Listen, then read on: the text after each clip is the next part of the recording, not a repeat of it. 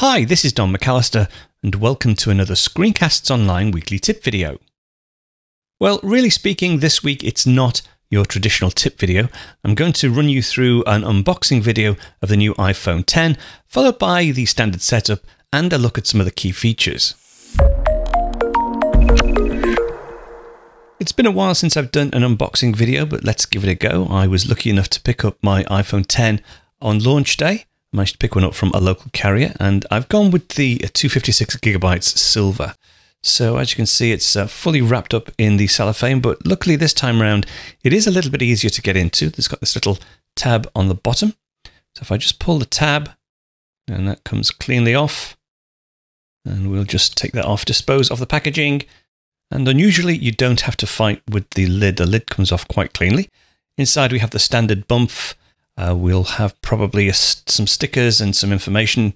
We also have a SIM extraction tool, which is quite useful. Yep, and the paperwork and stickers as expected.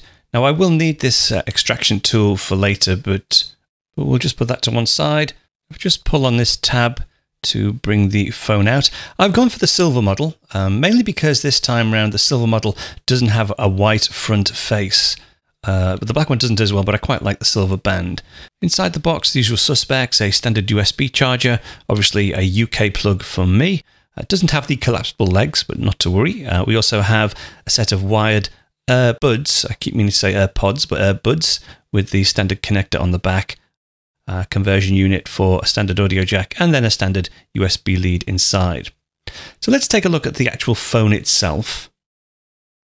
Let's start by pulling on this tab here. It's fully enclosed in cellophane, so we'll remove that. My first impressions are that it's much more compact than the plus size that I'm used to, but obviously very shiny, very new. So this is the iPhone X next to the iPhone 8 Plus, and just to give you an idea of the size comparison, as you can see, it's slightly narrower. It's also slightly shorter, but because the entire front face of the iPhone X is a screen, the screen itself is actually bigger than the iPhone 8 Plus. The plan of action for this morning is to quickly set up the iPhone X as a new iPhone. I'm going to use the SIM card in my personal iPhone 8 Plus, but I'm going to set it up as a new phone, and I'm going to cut a few corners. I'm not going to unpair my watch to transfer the watch over. I really just want to get the iPhone X up and working as quickly as possible. So if I just use the SIM extraction tool and take the SIM out of this iPhone 8 Plus, and then, well, you know the drill, I'll just pop it out and I'll transfer it across to the new phone. It is a little bit fiddly, so rather than you watching me try and mess about changing these SIMs over, I'll just jump to the SIM being inserted into the new phone. So there's this tray. Let me just jump ahead. Well, that was more fiddly than it needed to be, but I'll just power on the phone and it should start to boot up.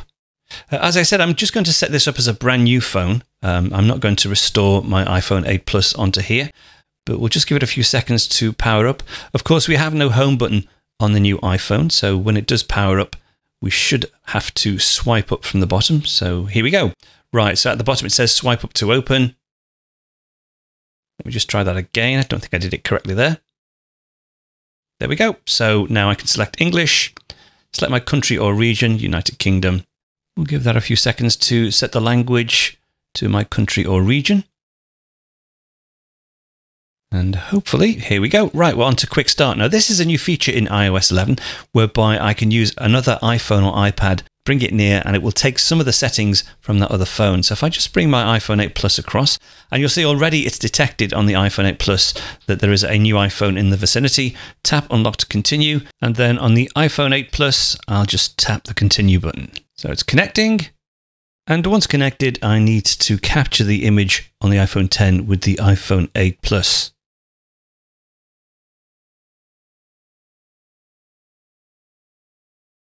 Right, I need to enter the passcode of my other iPhone, so let me just hide the screen while I do that. So just an additional security measure, and it should now just continue setting up the phone. I've jumped ahead a minute or two, and now we're into Face ID setup. So a quick change of position. Tap the continue button and some instructions on how to set up Face ID. Now what I will do at this point is to reposition the camera so that you can see both the iPhone and also the back of my head, but you'll get the idea. So obviously I'm narrating this after the event, and basically you just rotate your head around as instructed. It scans all the contours of your face, does one Face ID scan, and then you just repeat it a second time.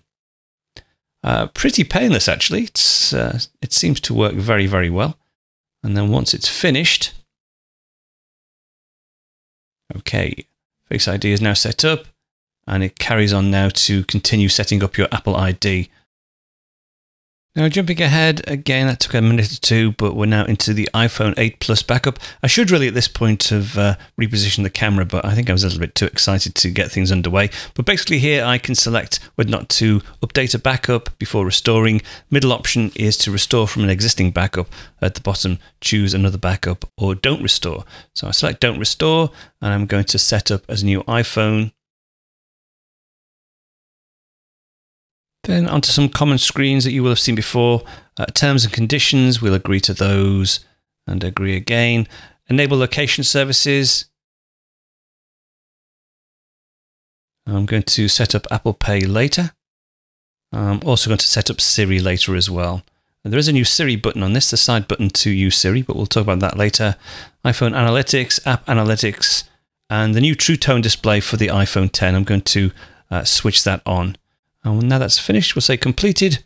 Some information about how you use gestures to switch between recent apps, but again, I'll go through some of those at the end of this. How you can quickly access the controls. That's to swipe down from the right-hand side. We'll continue, and we're in. So welcome to the iPhone. Swipe up to get started. And we are now at the new home screen. It's now Monday morning. I've had the iPhone 10 for, well, all weekend since I got it on Friday morning. And I have to say I'm very impressed. Face ID works a treat. The gestures are very, very easy to master. And I'll just give you a quick demonstration of some of them. So for instance, Face ID, if I place the phone down, then raise it, and then swipe, you'll see I didn't even have to do anything. Just looking at the device will open it up for me. Now, of course, if you have this on a desk and you're not looking directly at it, it won't work. But just using it in day-to-day activities, Face ID really does work a treat. Now, as far as gestures are concerned, if I open an application, say if I go into Tweetbot, I can scroll between open applications just by swiping across the bottom. And again, one password, Face ID, opens up. It really does remove the friction of using Touch ID. I'm quite surprised. I really thought I'd missed Touch ID, but I found Face ID to be a great replacement for Touch ID. Now, to minimize this or to go into the app switcher, I can just scroll up and then let go. I'm into my app switcher now. I can just scoot across. A slight change if you want to remove applications from running. What you have to do is tap and hold and get the little red icon at the top. Now, you could reach up and tap the red icon, or you can just swipe up at this point and that will remove things from memory for you. If you want to select something, just tap it. It goes full screen. Back to the home screen, just swipe up from the bottom. Now, if you do want to use this one-handed, you do have to reach up to the very top to try and get the control center. In fact, I'll use my second hand to do that because you can't really get to the control center. If I swipe down from the top right, you get control center, but I'll just put that away, and swipe down from the top left gives you notifications. Now, there is a quick tip if you do want to use it in a one-handed fashion. You can switch on reachability in accessibility, and by doing that, when you just swipe the bottom of the screen, brings it down. You can just swipe from the top right corner to get in control center. And again, if I do that again, just swipe down at the bottom and then swipe down across from the top left to get into notifications. But I'll just swipe up from the bottom and back across to the home screen. Now, all the gestures are very fluid. They're very quick to learn. You forget about not having a home button very, very quickly. And I have to say, I've been very, very impressed with the iPhone 10. Now, as you can see, I've put most of the applications that I use on a day-to-day basis back on my new build. What I did do, though, was to find a way to transfer your watch and your activity and your health information when creating a new build. And I'll cover that either next week in a tip video or in a full show in the next week or two. And it doesn't really matter if you've gone ahead and restored your old iPhone build to a new iPhone. If you want to start again from scratch but still keep your health and activity information, the tip I'll show you in a week or two will show you how to do that. So that's it for this week's tip. If you do get the chance to get your hands on an iPhone 10, either at the Apple Store or if anyone you know has got one, please do try it out. I'm sure you have already. but I found it to be very refreshing. It's a whole new way of using your iPhone, and I'm looking forward to these new features being rolled out across all iOS devices eventually. But that's it for this week. We'll be back on Friday with a brand new Screencasts Online full tutorial, so we'll speak to you then. If you want to learn more about using your Apple devices, there are over 700 full video tutorials available to Screencasts Online members, covering all aspects of the Mac, iPhone, iPad, Apple Watch, and even the Apple TV. Now, all full members receive a new Apple-related video tutorial each and every week, as well as a free subscription to the Screencasts Online monthly magazine, packed with videos and articles on getting the most out of your Apple devices. Now, you can get your free 14-day trial membership over at ScreenCastsOnline.com, or check out some of the free content over on the SCO Showcase app on the iPad, iPhone, and Apple TV. That's it for this week. I'll be back next week with another tip, so I'll speak to you then.